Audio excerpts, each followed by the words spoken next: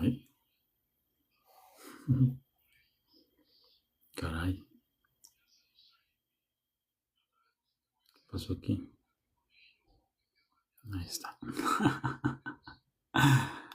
Muy buenos días. Sean todos ustedes bienvenidos a este live que hago con mucho amor para todos ustedes.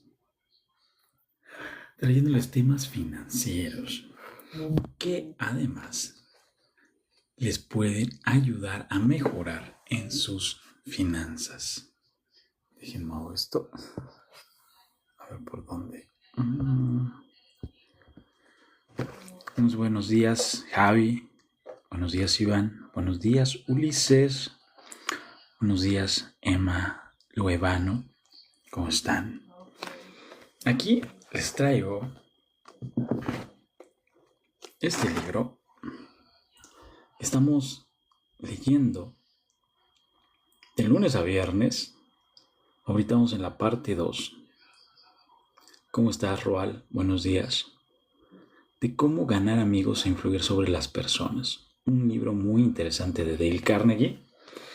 También nos trae ejemplos de cómo esta parte de la comunicación le ha ayudado a muchas personas a conseguir mejores puestos, a ser más exitosas y, pues bueno, a ir un poquito más allá.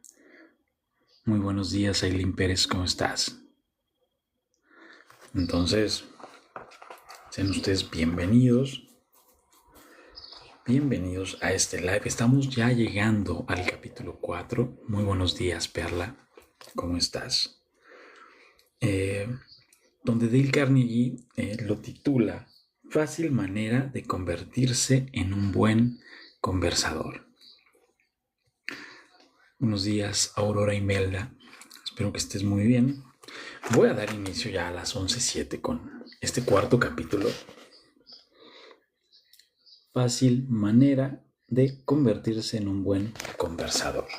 El libro de Dale Carnegie, Cómo ganar amigos e influir sobre las personas. Un libro que nos dice que siempre sonriamos. Es una de las reglas de esta parte 2. La segunda, sonríe. Ok, capítulo 4. Fácil manera de convertirse en un buen conversador. Hace poco fui invitado a jugar al bridge en casa de unos amigos. Yo no juego. Y había allí una señora rubia que tampoco jugaba. Descubrió que trabajé con Lowell Thomas antes de que éste se dedicara a la radiotelefonía, que he viajado por Europa en muchas ocasiones mientras le ayudaba a preparar las conferencias sobre viajes que por entonces pronunciaba. ¡Oh, señor Carnegie!, dijo esta dama. Quiero que me hable de todos esos lugares que ha visitado usted. Al sentarnos en un sofá, me hizo saber que acababa de regresar de un largo viaje por África, efectuado en compañía de su esposo. ¿África?, exclamé. ¡Qué interesante! Siempre he querido ir a África, pero salvo una vez que estuve 24 horas en Argel, no lo he conseguido jamás. Dígame, ¿visitaron la región de la Casa Mayor? ¿Sí? ¡Qué hermosura! ¡Cómo la envidio! Hábleme de África. 45 minutos habló la dama. Ya no volvió a preguntarme por dónde había estado yo, ni qué había visto. No quería oírme hablar de viajes. Todo lo que quería era un oyente interesado para poder revelar su yo y narrar todas sus experiencias. ¿Era una mujer extraordinaria? No, hay muchas personas como ella. Por ejemplo, hace poco encontré a un conocido botánico durante una comida dada en casa de un editor de Nueva York. Jamás había hablado con un botánico y me pareció sumamente interesante. Me senté literalmente al borde de la silla y escuché absorto mientras hablaba de plantas exóticas, experimentos en el desarrollo de formas nuevas de vida vegetal y jardines de interior, y de cosas asombrosas acerca de la humilde papa. Yo tengo en mi casa un huerto interior, y tuvo este hombre la bondad de indicarme cómo debía resolver alguno de mis problemas. Muchas gracias. ¡A la Madrid! A la Madrid. ¿Qué leo a la Madrid? Estamos ahorita en la parte 2 del libro Cómo ganar amigos e influir sobre las personas. Un libro de Dale Carnegie, muy interesante, es la primera vez que lo leo. Pero en esta parte 2, la regla anterior, la regla número 2, porque ya leímos el capítulo 3, pero la regla número 2 es sonríe, ¿no? Llevamos esa sonrisa en todas partes. Entonces, vamos ahorita en el capítulo 4, que nos dice, se llama Fácil manera de convertirse en un buen conversador. Y aquí nos está contando un poco de él, sobre sus anécdotas como un buen conversador, pero al parecer se vuelve mejor un buen escuchador. Ok. Yo tengo en casa un huerto interior y tuvo este hombre la bondad de indicarme cómo debía resolver alguno de mis problemas. He dicho que estábamos en una comida. Debe de haber habido otros 2 invitados, pero violé todos los cánones de la cortesía e ignoré a todos los demás y hablé horas y horas con el botánico. Llegó la medianoche. Me despedí de todos y me marché. El botánico se volvió entonces nuestro huésped y tuvo referencias muy elogiosas para mí. Yo era muy estimulante, yo era esto y aquello, y terminó diciendo que yo era un conversador muy inteligente. ¿Un conversador muy inteligente yo? ¿Por qué si apenas había insinuado una palabra? No podía haberla pronunciado sin cambiar de tema, porque no sé de botánica más de lo que sé sobre anatomía del pingüino.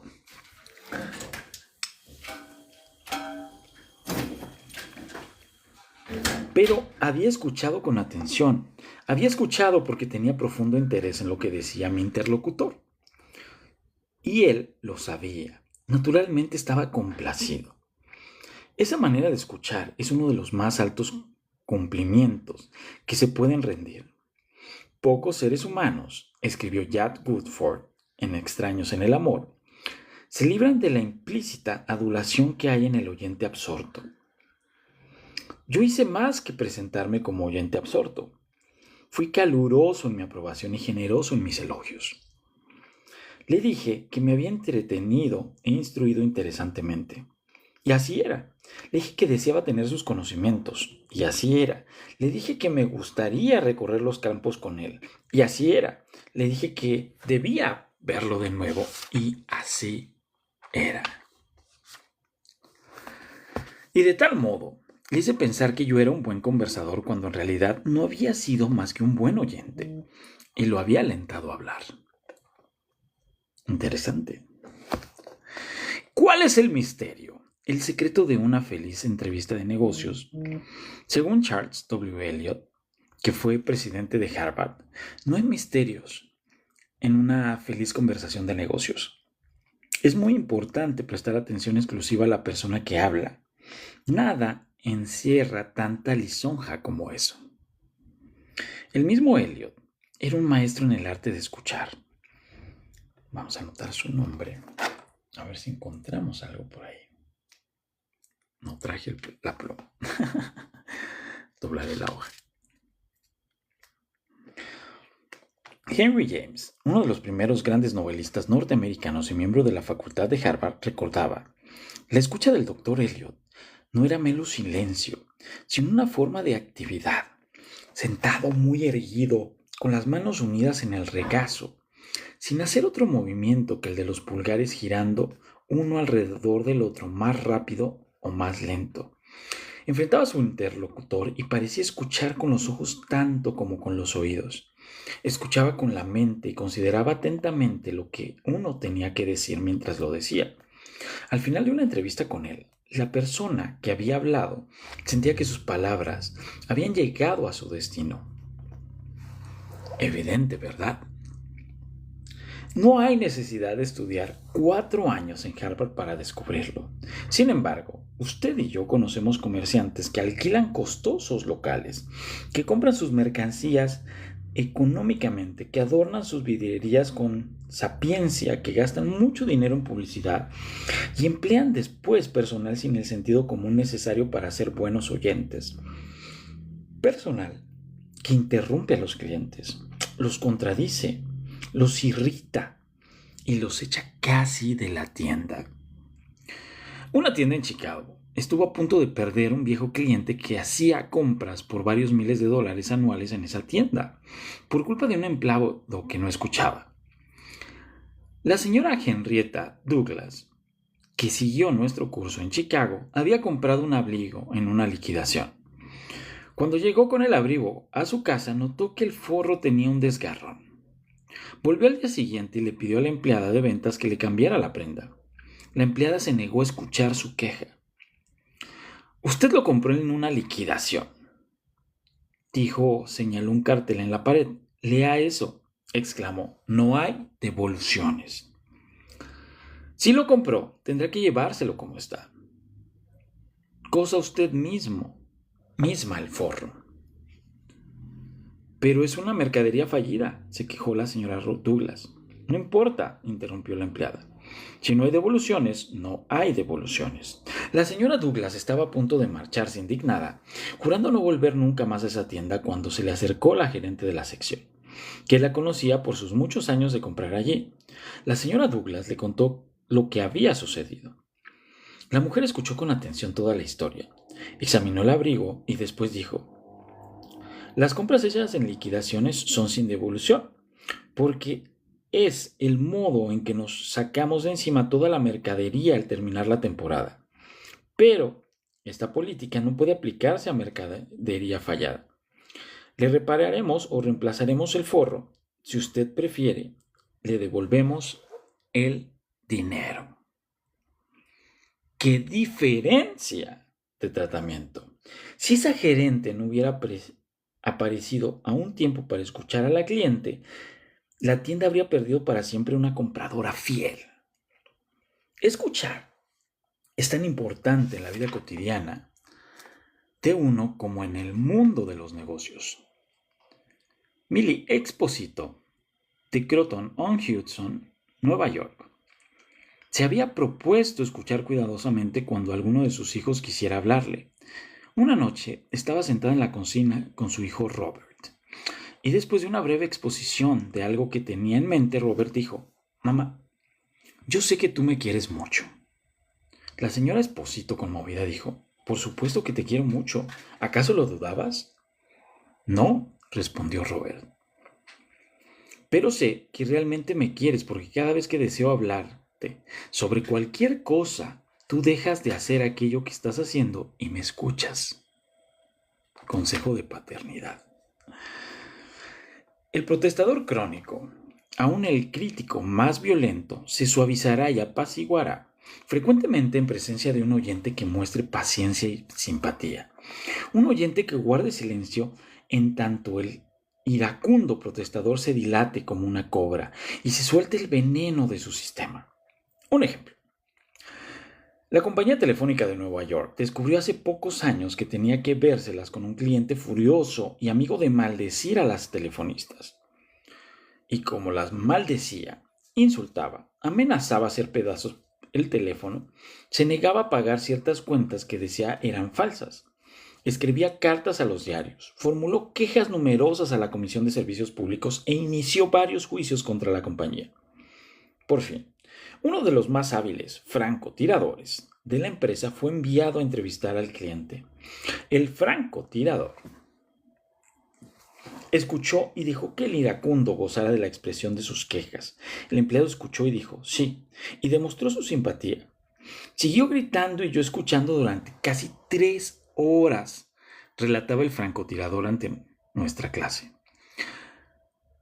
Volví a verlo y seguí escuchando. Lo entrevisté 4 veces y antes de terminar la cuarta me había convertido en socio de una organización que iba a iniciar. Era la Asociación Protectora de Abonados Telefónicos. Todavía soy miembro de la organización y Por cuanto he podido saber, soy el único, fuera del señor X. Yo lo escuché y le di la razón en cada uno de los puntos que suscitó en esas conversaciones. Hasta entonces ningún empleado telefónico lo había entrevistado en esa forma, y por fin se hizo muy amigo mío. Durante la primera visita no se mencionó el asunto por el cual lo iba a ver. Lo mismo ocurrió en la segunda, en la tercera. Pero en la cuarta entrevista dejé completamente resuelto el caso. Cobré todas las cuentas y, por primera vez en la historia de sus dificultades con la compañía telefónica, lo convencí de que retirara sus quejas ante la comisión.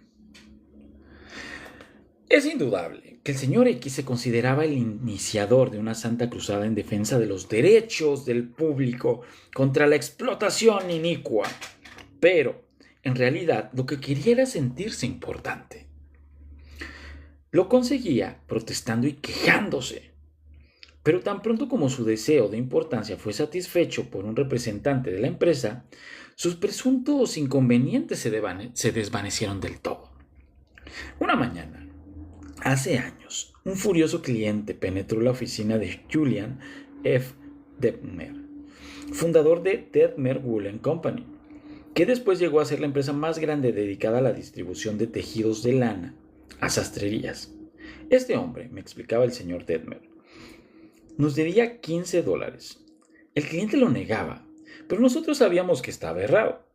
Nuestro departamento de crédito insistía, pues, en que pagara. Después de recibir una cantidad de cartas de ese departamento, hizo su equipaje, viajó hasta Chicago y corrió a mi oficina para informarnos no solamente de que no iba a pagar esa cuenta, sino que jamás lo veíamos comprar una sola cosa más en la Detmer Wool Company. Escuché pacientemente todo lo que dijo. Sentí tentaciones de interrumpirlo, pero comprendí que eso sería una mala política. Lo dejé hablar y hablar hasta que se agotó. Cuando por fin se calmó y pareció de mejor talante, le dije, quiero agradecerle que haya venido a Chicago para decirme esto. Me ha hecho un gran favor, porque si nuestro departamento de crédito lo molesta, es posible que también moleste a otros buenos clientes y tal cosa nos perjudicaría. Créame, estoy más contento de oír esto que usted de decirlo. Aquello era lo último que esperaba que le dijera. Creo que quedó un poco decepcionado porque había ido a Chicago para decirme unas cuantas verdades y se encontraba con que yo le estaba agradecido en lugar de enojado. Le aseguré que dejaríamos sin efecto la presunta deuda, porque el cliente era un hombre muy cuidadoso, con una sola cuenta que vigilar, en tanto que nuestros empleados tenían que vigilar miles de cuentas. Por lo tanto, era muy probable que él tuviera razón y nosotros nos hubiéramos equivocado. Le dije que comprendía exactamente su punto de vista y que, en su lugar, yo habría procedido igualmente que él. Y, como no quería comprarnos más mercancías, le recomendé otras fábricas de tejidos. En ocasiones anteriores habíamos almorzado juntos cuando iba a Chicago, y esta vez lo invité a almorzar. Aceptó de mala gana, pero cuando volvimos a la oficina, nos hizo un pedido mayor que en cualquier otra ocasión anterior. Volvió a su ciudad mucho más tranquilo y, por el deseo de ser tan justo como habíamos sido nosotros, revisó sus libros, encontró una boleta extraviada y nos envió un cheque con una nota en la que pedía disculpas. Posteriormente, cuando su mujer le dio un hijo, lo bautizó con el nombre de Detmer. Y siguió siendo amigo y cliente de nuestra casa hasta que murió 22 años más tarde. Hace años, un pobre niño, un inmigrante holandés, lavaba las ventanas de una panadería después de ir a la escuela por 50 centavos a la semana. Y su familia era tan pobre que solía salir todos los días a la calle con una cesta a recoger trozos de carbón caídos en las calles. Aquel niño, Edward Book, no se educó en las escuelas más que durante 6 años de su vida, pero con el tiempo llegó a ser uno de los más prósperos directores de revistas que ha registrado la historia del periodismo norteamericano. ¿Cómo lo consiguió? La historia es larga, pero se puede referir brevemente a la forma en que se inició. Se inició por medio de los principios que se recomiendan en este capítulo. Salió de la escuela cuando tenía 13 años para emplearse como cadete de oficina de la Western Union, con un sueldo de $6.25 por semana, pero no abandonó por un instante la idea de educarse. Empezó a educarse solo, ahorró el dinero que debía emplear en transportes y se pasó muchos días sin almorzar hasta que tuvo suficiente dinero para comprar una enciclopedia de biografías norteamericanas. Y entonces hizo una cosa inusitada. Leyó las vidas de los hombres famosos y les escribió pidiéndoles información adicional. Era un buen oyente. Alentaba a las personas famosas a hablar de sí mismas. Escribió al general James A. Garfield, que era entonces candidato a presidente, y le preguntó si era cierto que había sido peón de remolque en un canal. Y Garfield le respondió. Escribió al general Grant para inquirir sobre determinada batalla, y Grant le envió un mapa dibujado por él y lo invitó a comer con él y a pasar la noche charlando. Puck tenía entonces 14 años. Escribió a Emerson y lo alentó a hablar de su persona.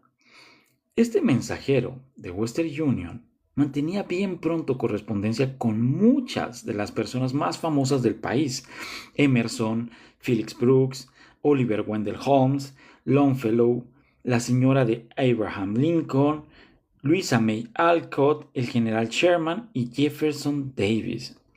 No solamente cruzaba cartas con ellos, sino que tan pronto como obtuvo vacaciones visitó a muchas de esas personas y fue recibido como un huésped predilecto. Tal experiencia le dio una confianza que fue de valor incalculable para su vida ulterior.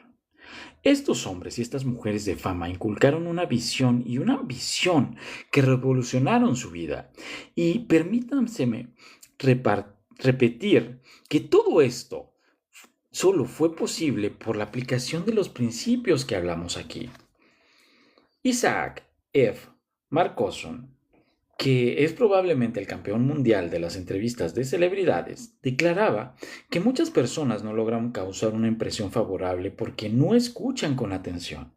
Están tan preocupados por lo que van a decir que no escuchan nada. Hombres famosos me han dicho que prefieren buenos oyentes a buenos conversadores, pero que la habilidad para escuchar parece más rara que cualquier otra cualidad humana. Y no solamente los grandes hombres desean tener buenos oyentes, sino que también ocurre lo mismo con la gente común. Ya lo dijo la revista Selecciones de Reader's Digest cierta vez. Muchas personas llaman a un médico cuando lo que necesitan es que alguien los escuche. Durante las horas más sombrías de la Guerra Civil, Lincoln escribió a un viajero amigo de Springfield, Illinois, pidiéndole que fuera a Washington. Lincoln decía que tenía algunos problemas que tratar con él. El viejo vecino fue a la Casa Blanca y Lincoln le habló durante horas acerca de la conveniencia de dar una proclama de liberación a los esclavos.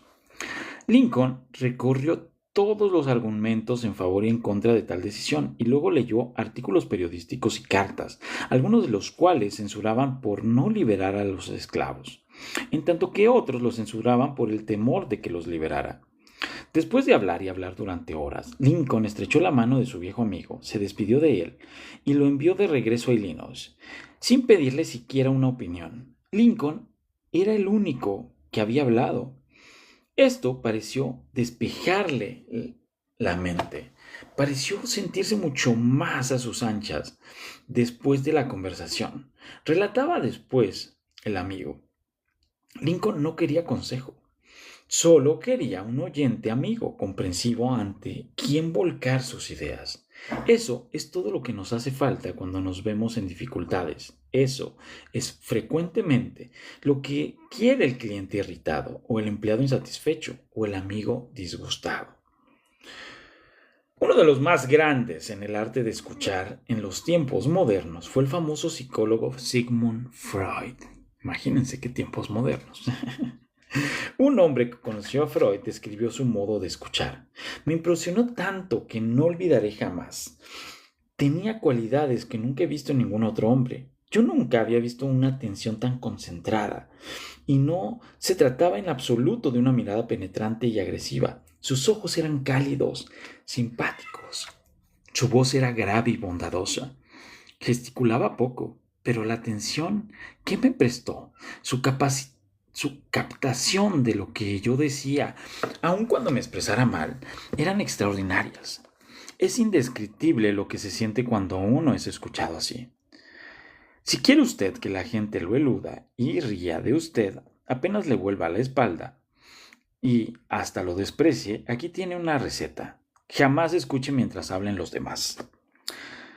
Hable insensatamente de sí mismo. Si se le ocurre una idea cuando su interlocutor está hablando, no lo deje terminar. No es tan vivo como usted. ¿Por qué ha de perder el tiempo escuchando su estúpida charla? Interrúmpalo en medio de una frase. ¿Conoce usted a alguien que proceda así? Yo sí, desgraciadamente. Y lo asombroso es que algunos de ellos figuran destacadamente en la sociedad. Majaderos. Esto es lo que son: majaderos embriagados por su propio yo, ebrios por la idea de su propia importancia. La persona que solo habla de sí, solo piensa en sí. Y la persona que solo piensa en sí mismo, dice el doctor Nicholas Murray Butler, presidente de la Universidad de Columbia, carece de toda educación. No es educado, dice el doctor Butler, por mucha instrucción que tenga. De manera que si aspira usted a ser un buen conversador, sea un oyente atento. Para ser interesante hay que interesarse. Pregunte cosas que su interlocutor se complacerá en responder. Aliéntelo a hablar de sí mismo y de sus experiencias. Recuerde que la persona con quien habla usted está 100 veces más interesada en sí misma y en sus necesidades y sus problemas que en usted y sus problemas. Su dolor de muela le importa más que una epidemia que mate a 1 millón de personas en China. Un forúnculo en el cuello significa para él una catástrofe mayor que 40 terremotos en África. Piense en eso la próxima vez que inicie una conversación. Regla número 4. Sea buen oyente, anime a los demás a que hablen de sí mismos. Y así cerramos este capítulo 4 y dejamos para el día de mañana el capítulo 5, cómo interesar a la gente. Muchas gracias por estar aquí, muchas gracias Luz, muchas gracias también a ti Mar, gracias por estar aquí, que tengas un excelente día. Gracias Luz, Cami, les mando un fuerte abrazo, excelente martes para todos. Gracias a los que estuvieron también, Patti, Ale, Carla. Gracias Carlita por esos likes. Itzel, Germán, a la Madrid también que nos dejó por ahí regalitos. Gracias Franklin, Cookies, Comal. Muchas gracias a todos. Les mando un fuerte abrazo, les deseo un excelente día y vamos a practicar lo aprendido el día de hoy. Escuchen. Bonito día.